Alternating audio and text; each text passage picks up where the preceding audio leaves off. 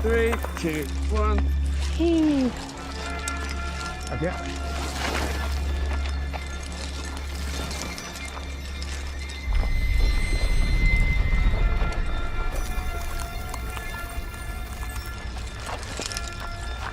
Oh, quite warm, isn't it? Ice! Hide your hands. Dagger. Look at that thing. This is treacherous. Oh, rope! Hit it! Ow! Dang it. Right on the bridge of my nose. Like, is that blood? Yeah, you're bleeding. Whoa. Coming!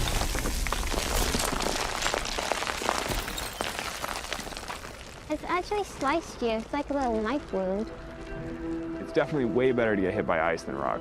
If that had been a rock that size that hit me, it for sure would have broken my nose at least. If not, put a hole straight through my face.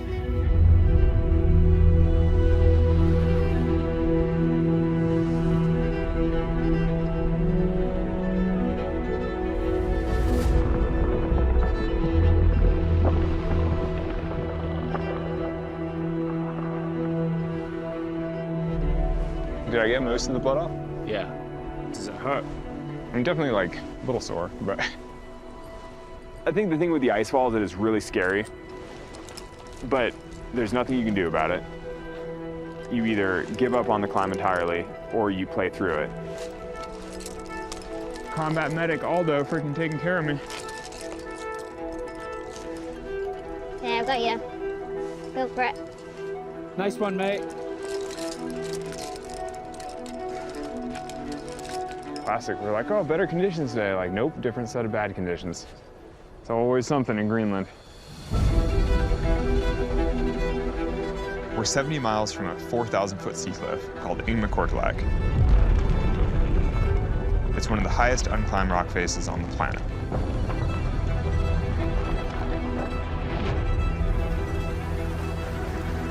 To get there, we want to be the first people ever to cross the Rhineland ice cap.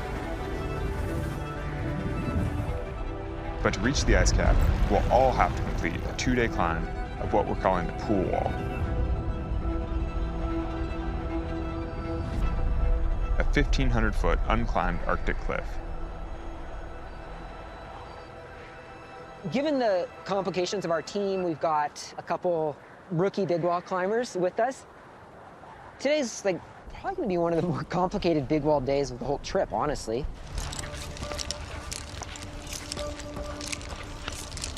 Oh, that feels so scary.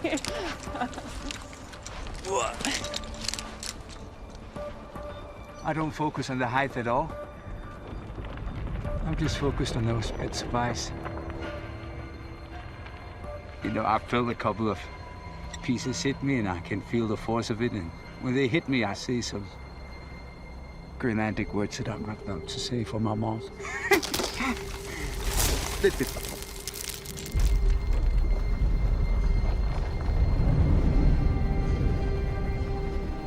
I was the last one climbing up. That's the point where I was the most scared. It just struck me, okay, this rope is the only thing holding me. A rock could hit the rope and just cut it.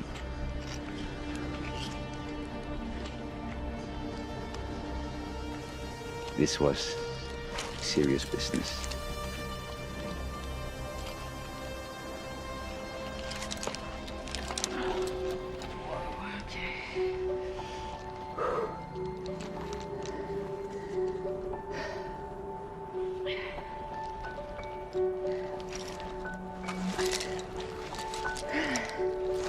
I'm now about 1,000 feet up.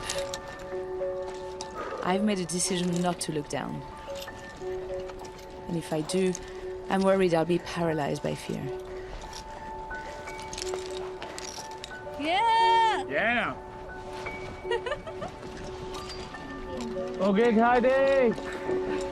Horizontal ground. Nice try, Bert. Yeah. This is crazy, huh? And the view is pretty nice, right? It's beautiful. I got a bit scared actually. It's hard to imagine, but you're gonna spend the night attached to a thin tent made of fabric that is only secured by one bolt stuck into the rock.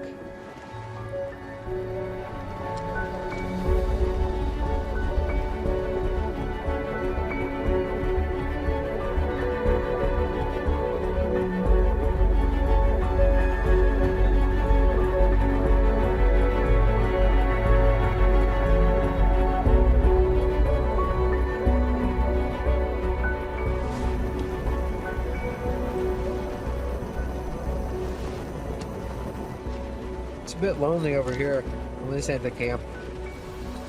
Definitely the cool kids are over there. Oh, I love portages. Oh, it's so much cozier than being outside. And it's nice to get out of the wind. Yeah, it's so much warmer. Are we taking helmets off? Well, I am. When I look at the window, I'm like, what? Where is the floor?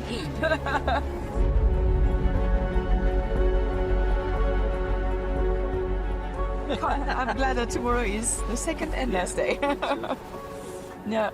Yeah, nothing like 9 o'clock bedtime. I think I'm ready to sleep. It's been Yeah, how do you feel? How was the day? good, but I was actually a bit scared down here. I was also kind of left alone like the last man. Yeah. And you guys? Oh, we're good. We're pretty beat. Our hands, like, Must have been cold. yeah, the climbing today kind of took a little bit out of us, actually. Here we are, me and Mikey. Hey there. But look at this for a view. Wow. There we go. Sorry, Hazel. I think I was filming when Hazel was having a wee. What was the drama of the day? The drama of the day was Alex got hit on the noggin with a piece of ice. And at one point it was really extreme because there was blood dripping all down his face. There was blood dripping into my mouth. I was like, that's unusual when you get hit on the face hard enough that it bleeds in your mouth. Seagull. Bonne nuit.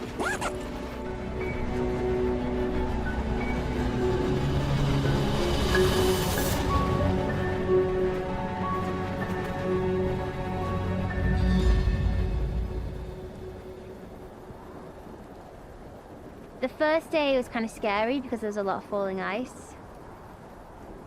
But today, when I woke up, I didn't even think I'd be able to get my climbing shoes on. I was so cold. Oh, Remember to watch out for that one flake, Hazel. yeah. I was so impressed that she just put on her things and went. I was like, it's a hard woman. Today's the day the whole team has to get to the top.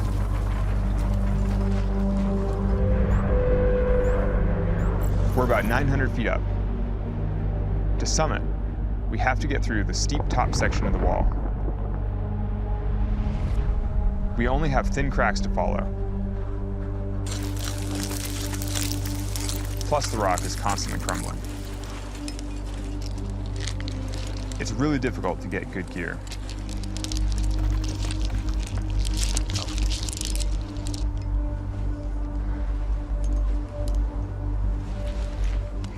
Some people might think that climbers are just cut from a different cloth and that they're just comfortable in these places.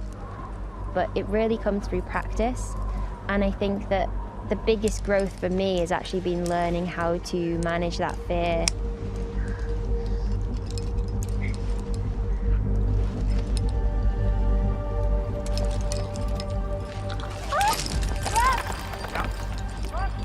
You alright? It's actually just making hand finger locks big enough.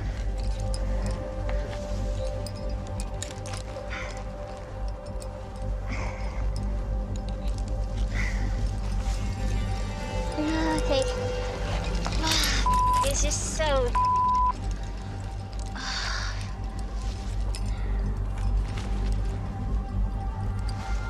The crack is really narrow.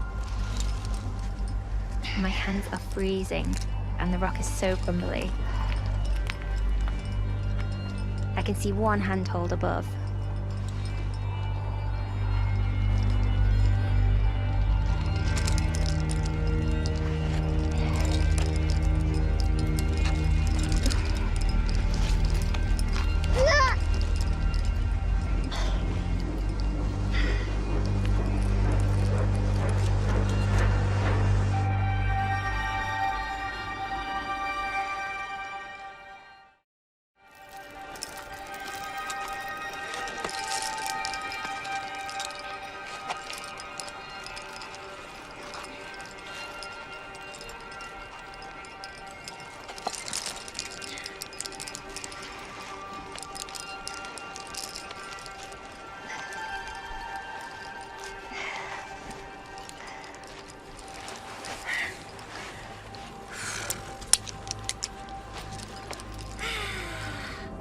Well, that's kind of the last hard pitch for sure. Okay, safe, Alex! Growing up, it was challenging to feel like I fit in. You know, as a climber and as a girl who was into more of a boys' sport. But I'm just so thankful and grateful to my younger self that I stuck with it. Because climbing's given me everything.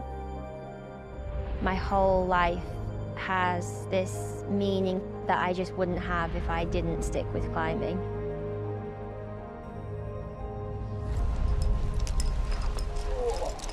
Nice. Yeah. Nice lead. That was very impressive. My fingers hurt, they're numb, they're bleeding. That was very impressive. Well, we're losing the sun a little bit, actually. Yeah, at least we only have 300 feet to the summit, and they're much easier.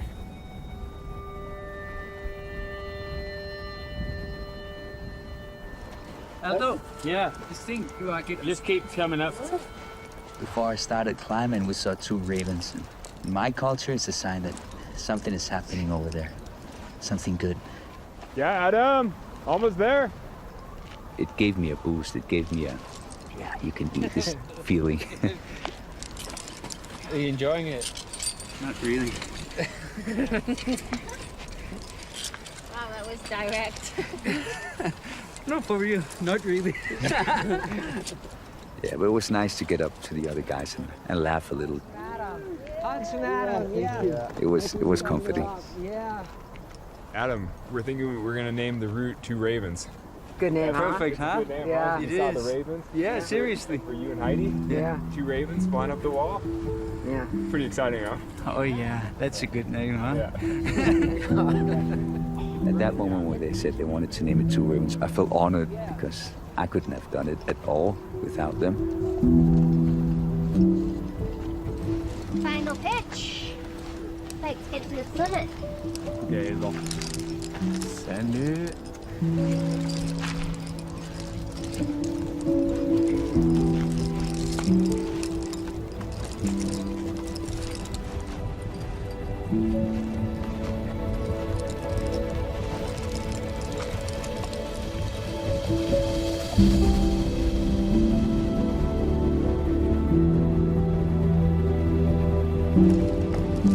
Great success. High five. Oh, yeah. Nice one. We're on top. Yay! Yay. That's something. We're on top. Nice elbow. What mission? Yeah. Woohoo! Not bad for a practice ball. Practice run. This is like my retirement run. How you feeling? Work. Nice one. You did so well, hey? Crazy experience. Right now, never again. Ever. Yeah. Heidi, Hey guys. welcome. Yeah. All right. Made it. We made it. The 2 newbies. Well done. Thank you, team. So thanks to you guys. Thank you, guys. Oh, it was incredible. 2 ravens.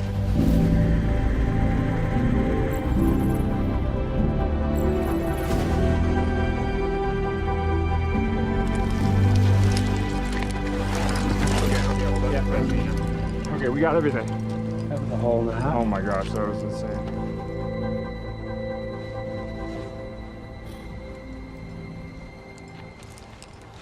I'm starting to think that Ingmikortilaq, which is 3 times higher than the pool wall, might be a bit of an undertaking. So next up, we'll have to try to find somewhere flat to camp. We still have a long ways to go before we sleep tonight. Finally, we've made it onto the Renland Ice Cap, a 42-mile wide reservoir of ice, some of which has been here for tens of thousands of years. It will be the highest and coldest part of the expedition.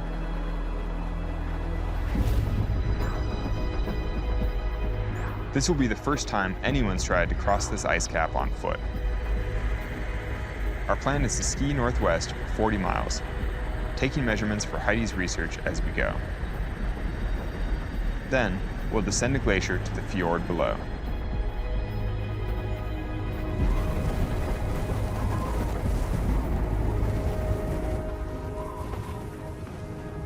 Hello. Yeah. Okay. Huh? Well, we're putting up the tent somewhere over here. Yeah, what do you think? Here's good. Up here, we're so exposed. Temperatures are well below freezing. It's quite a bit of a change from being on the wall and being slightly protected to being out in the elements and needing to get things done fast. What's your thoughts with bears up here? We'll put up a bear fence. Make sure we have a good night's sleep because we need that, all of us.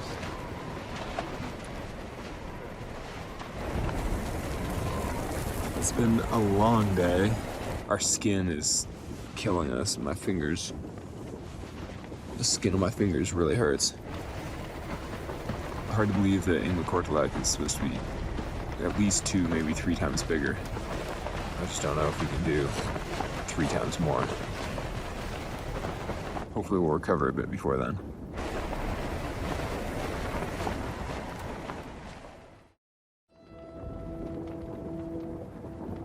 This is my first expedition as a father. And I do miss my daughter. It's a pretty long trip to be away from family. And it's certainly going to be hard on my wife to have to be a single parent for 6 weeks. I really hope that June will grow up on a healthy planet. We're in the midst of a crisis, and we need to actually help change the world as quickly as possible. The first year that I started earning more income than I needed, I started donating a third of my income to help fund solar projects around the world.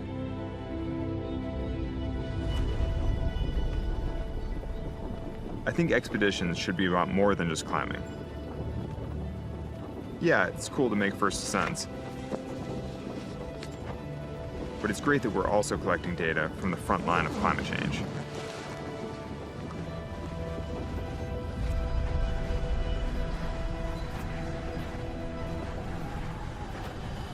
Morning. You guys sleep well? Good thing we got skis, huh? Today we head out across the ice cap. It should take around 4 days, but we don't really know since no one's ever done it. To lighten the load, we're going to leave a lot of our climbing gear behind. Our support team will pick it up later. It's time to shift into science mode. Heidi's going to be gathering important data as we cross the ice. So we have here 2 different radars. This will help us to measure ice thickness. And the way it works is that the transmitter here will send pulses of radio waves into the ground. And it will give us an information on how thick the ice is. It works almost like a sonar. It enables us to see what's underneath our feet. Okay, we all ready? Yeah. Okay, walking.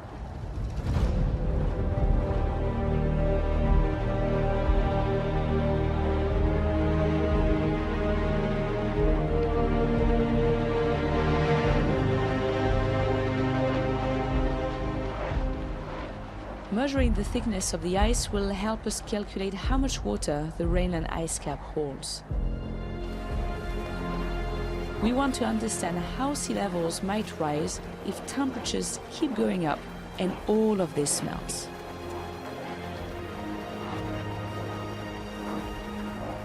It's not as if I've ever wanted to be a polar explorer. You know, I'm a rock climber for a reason. But in this case, to spend, you know, between 4 days and a week going somewhere that no one's ever been to help Heidi for science, I mean, it's rare to have that kind of opportunity in life.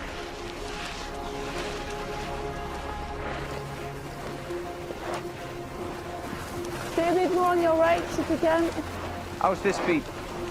Yeah, that's good. Yeah. Okay?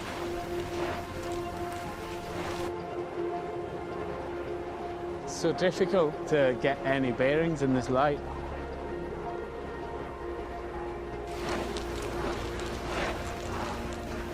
You want to stop, Alex? Yeah, do we stop for a sec? Sure. Oh, you've collected loads of founds. That's good, Adam. Yeah, that's what I do normally when I cross ice caps. Are we taking a look at your numbers? I mean, these files are gigantic, actually. So when we left camp, I mean, have a guess. How thick was the ice when we left camp this morning? 900 feet. No, I'd say 300 feet. So there was about 200 meters, so 600, 600, yeah, 700 feet, yeah. feet. And now we are walking or skiing on ice that is 120,000 years old. This ice has seen the last ice age and even the period before that. The deepest ice here is over 2,000 feet down. I mean, it's crazy.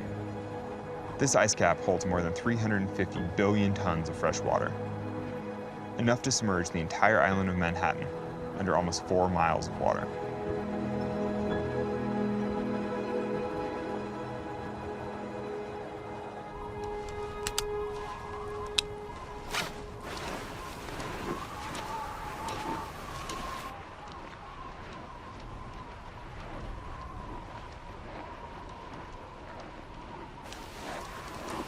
So we're just skiing in on the bearing now because it's kind of white out, but you can see the relief of that crevasse there.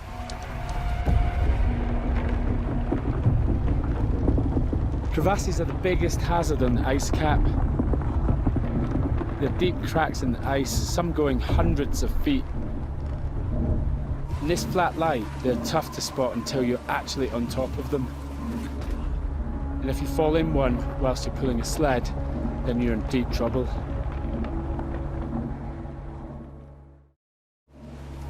So crevasses that way, so we'll basically head that direction. Yeah, looks like it. Yeah, that's what I was like, I think we really want to get out of here, huh? Yeah. Yeah.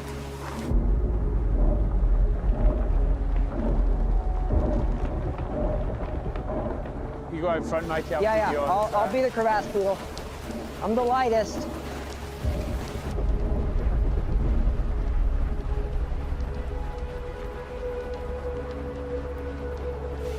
All right, you're bang on course there, Mikey. You know, navigating in whiteout is never fun.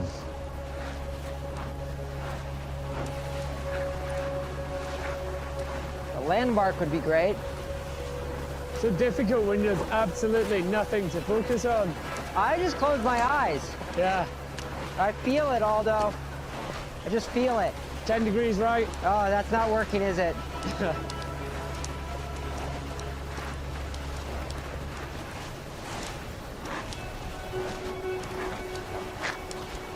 What's the plan? I mean, my goal for the day is to get all the way across the ice cap. Okay, I think we should stop. Are you kidding? Basically, we need to make a decision about whether we push on or not. We've only been skiing for an hour and a half. I don't like stopping if I don't have to. I'd much rather keep moving. The fact from my point of view is that Mike and I looked at the map and we're heading straight into the center of that crevasse field. I know that it's probably pretty dangerous. Is it safe to push on, or is it better to stop and put up camp and maybe we get better viz later on? We do have 24-hour daylight. When the viz is good, we crack on again. No, we could also rope up and just keep going through. I don't think roping up doesn't make it much safer because Well, we can't see. It's you're less likely to already, the die. hazard is already there. I'm in on camping here. Absolutely, yeah. Same for me. I think it's totally unsafe to continue. Yeah. With Alex, it's, you know, it's a little different because he has so much self-confidence and so much ability. It's a little harder for me to blindly sort of trust what he says to do. What's the group vote? I don't think we should move right now. Yeah. We'll go and probe an area for camp, and then we'll work up some tents, and then we'll just ride it out for a bit. Where's your tent, Heidi? Just here.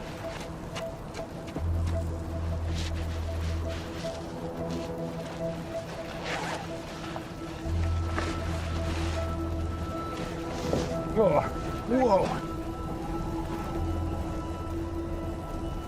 Kind of like, has this been probed? Because I just punched through like to my, like past my thigh. Yeah, it was like I punched through that corner and then I punched through the other corner. I was like, man, my whole tent is like a minefield over here. The dry glass here underneath feels fairly solid at 115, 120. The story of this trip is basically don't fight the weather. Get the tents up, get dinner on, and wait it out.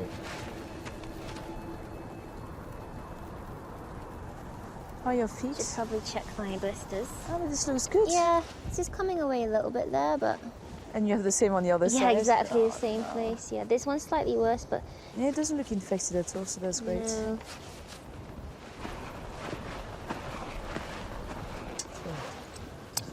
Come on. Oh, it's so cozy in here. It's nice, huh? Somebody said that June's been waking up 4 times a night again. Yeah. Oh, geez. I think I'm missing the worst part right now, honestly. Yeah. How disrupted has your sleep been? It's kind of funny going from being a new dad and no sleep to then coming on an expedition where you get, in theory, full sleeps. I've been craving those for months. And it's quite the change.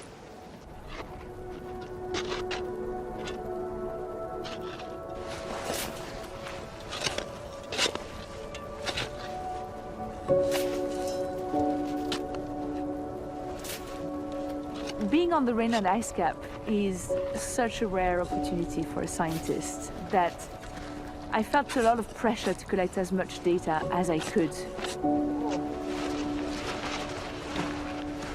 I've never met anybody who likes the snow or ice as much as Heidi. This is insane. Here, I brought you dinner. So deep. Oh, you have? Oh, that's so nice. Though now it's probably a little bit cold, but. My biggest passion is ice. But when I was a kid, someone told me that actually there are some people, these glaciologists, who spend all of their time exploring remote areas of the world. And I thought, hey, that sounds like the coolest job in the world. Are you proud of your hole? Yeah, but I really want to dig another one here. I could start, but. So then, yeah, if you're keen. Here, actually, let me start while you eat. You sure? Yeah, Oh, yeah. okay. Just so you can relax for a minute. I can't even get out now.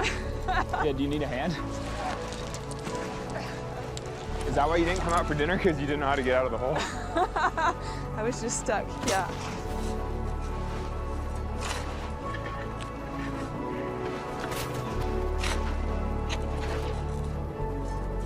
I want to see what the snowpack is like up here.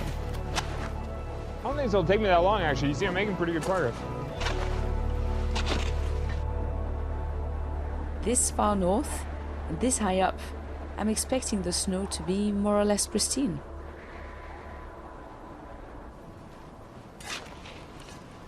This is like the ultimate snow pit. And in between the two holes is a very fine wall of snow that will kind of reveal itself when the light is shining through it. Okay, cover me in. That can be your bed tonight. This could be my bed. Oh, it's pretty cool, actually.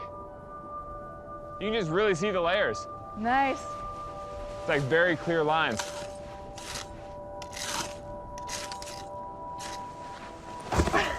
Thanks, Adam. Okay. All right, let's do that. Oh, this is great.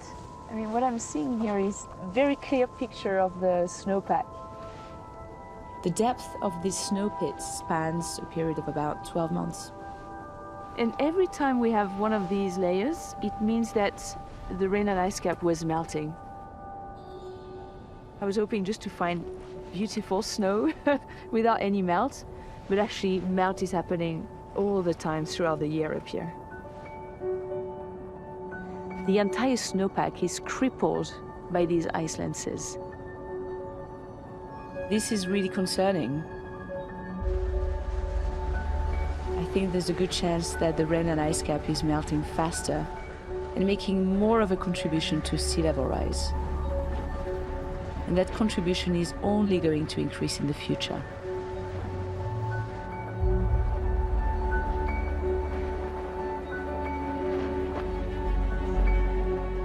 Morning.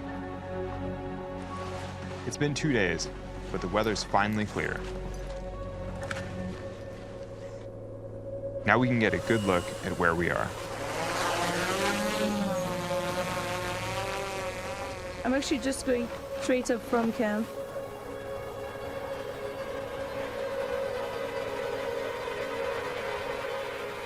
Kind of scary that there's one right there.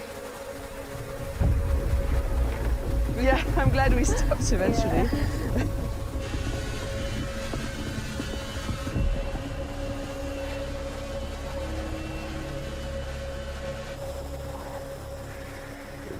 Big holes, a little bit of depth.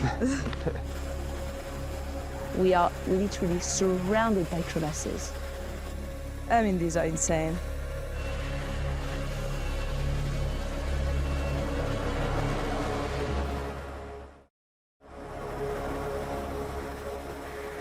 Yeah, I think based on that, Mikey, you and I should be roped up at least. Yeah, it seems reasonable.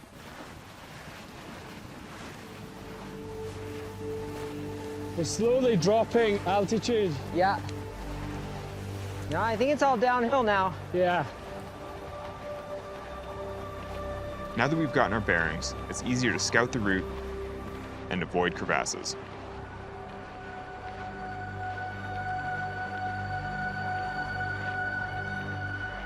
My load feels pretty light today, so I'm just like...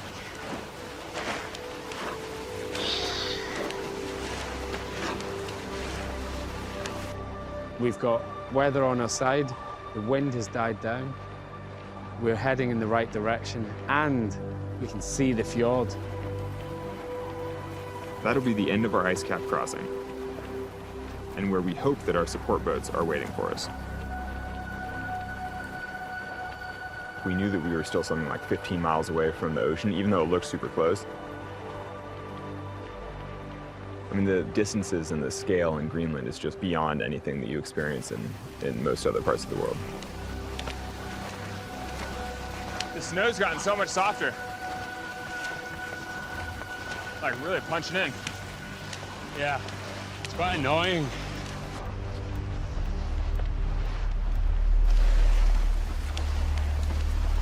Oh, it's so horrible. This is not fun. Wait! Whoa!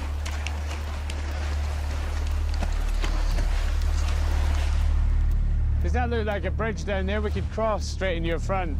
Yeah, I think we'll go through these flats and then like arc around. Yeah. It's wild to think that we've almost completed the first crossing of the Rhenland ice cap.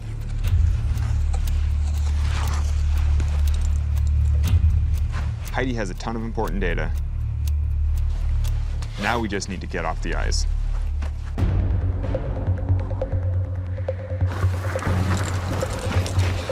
Basically, the glacier just gets more and more broken and difficult to navigate as you descend down to the fjord. Danger.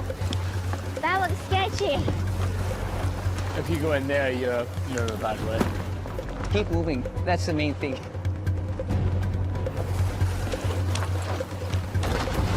I'm going around. Someone's going to get dragged into a crevasse because they've got heavy coat on. No, I think this is kind of crazy.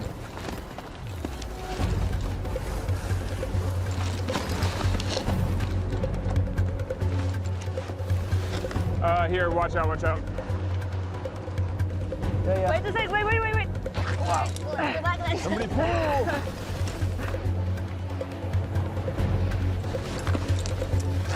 Whoa! That was close. You ready? Okay, 1, 2. Awesome. You still going, yeah? Yeah, I'm good. Wait, slowly. Whoa, don't push it up. Here, if you go up and over. Yeah. Yeah, now like walk to your left But take it very slow. and then hard right and just go fast.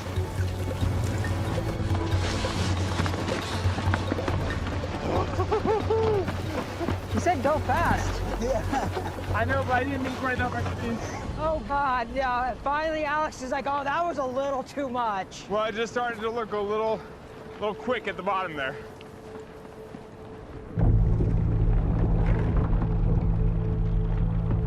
The difficulty in getting off a glacier is that there's never going to be an easy way. There's always going to be a river along the side of the glacier, or just, calving face of the glacier at the end, falling into the ocean. There's never like an off-ramp. It's just so complex, this terrain. You think it's going to go, and then you get down there and there can just be this big gaping crevasse. So far, so good. Give me another minute. It's a bit like a maze, finding your way through. Is it good, Alex? It's good. We're good, guys. Did you guys come this way? Yeah, this is the way.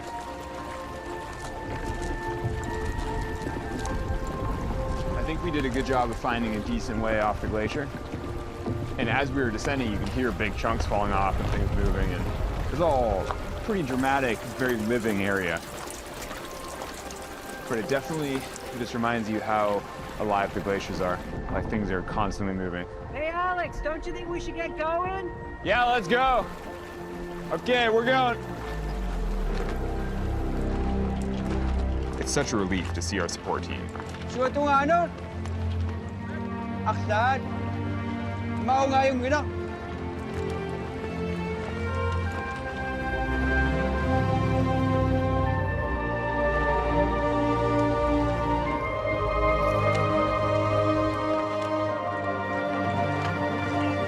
We made it. Yeah. Oh, there's a dog in here. Yeah. There's a dog. Hello, mate. Hi. You're right, this is cool. It's so nice to be moving, not Oh under my our own God, power. This is pure joy.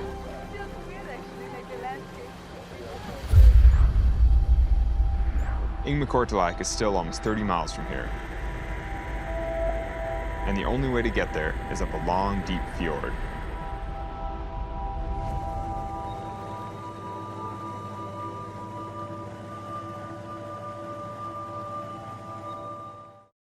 This landscape is one of the more beautiful things I've ever seen. It's pretty incredible.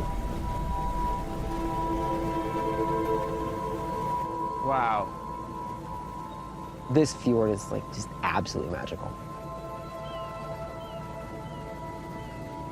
Yeah, honestly, I can't believe the amount of ice there is here.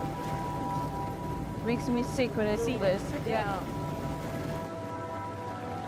We're all looking at this landscape and thinking it's amazing. But where we see beauty, Heidi sees something completely different. This is all ice that is, of course, being lost by the glaciers, and it's not a good sign when you see so many icebergs floating around. Yeah, no, it's quite scary, actually. Yeah. I mean, when I see what's around me today, my heart shrinks.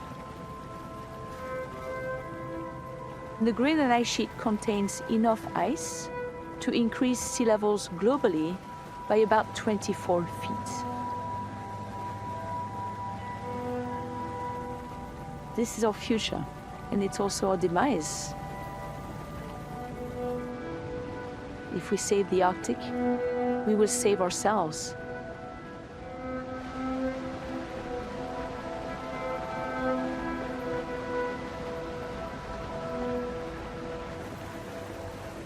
These are the GPS coordinates for the launch. So is it okay if we give it to the captain? Give it to the captain. Okay. When it comes to science, I've never met anyone as committed to the mission as Heidi. She just never quits. Before Ingmikortilaq, she's got something special to do on behalf of her friends at one of the coolest agencies on Earth. Hi, is it NASA? Hi, Beth. Heidi is launching a probe for NASA that will help monitor how the ocean is melting Greenland's glaciers from below. Oh, fantastic news. Okay, Beth has just received the package from the float and everything looks well. We have barely any information about the interaction between the ice and the fjords. And NASA very quickly understood that this is a key factor in global sea level rise. Known as the Oceans Melting Greenland Project, or OMG, more than 1,600 probes have been launched around Greenland.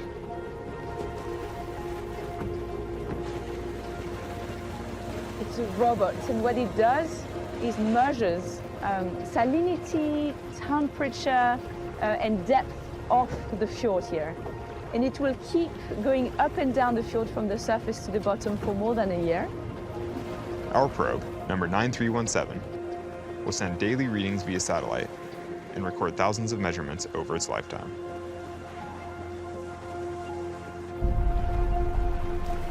So we have the green light, we can launch the probe.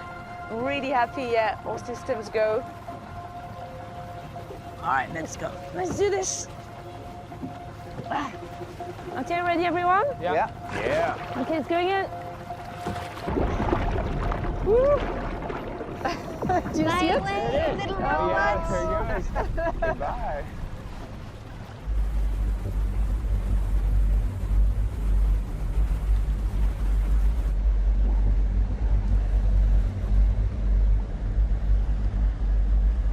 We spent a whole month getting to this big wall.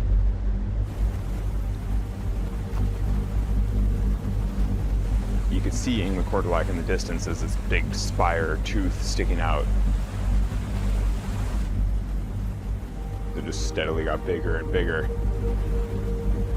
There's a lot of ice in there. There are icebergs everywhere. It's not that easy to get in with the boat. Like, everything about it seemed more intimidating and more difficult than we hoped for. It became very evident very quickly. I mean, the thing is absolutely massive.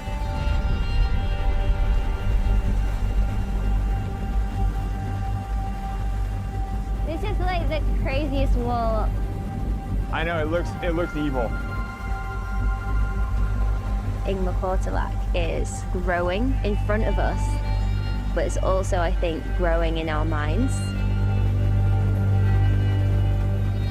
They are the best climbers in the world, and I feel that they're totally unstoppable. But actually, when they were on the boat looking at the face for the first time, they felt human.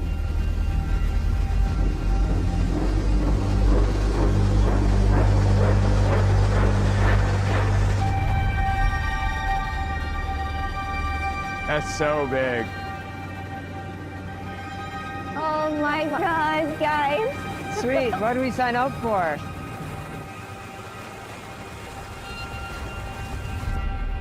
Ultimately, what's at stake with climbing is always your life. You could die in a lot of different ways on a wall. The fact that Ingmikortilaq is so remote and big makes it more intimidating for sure.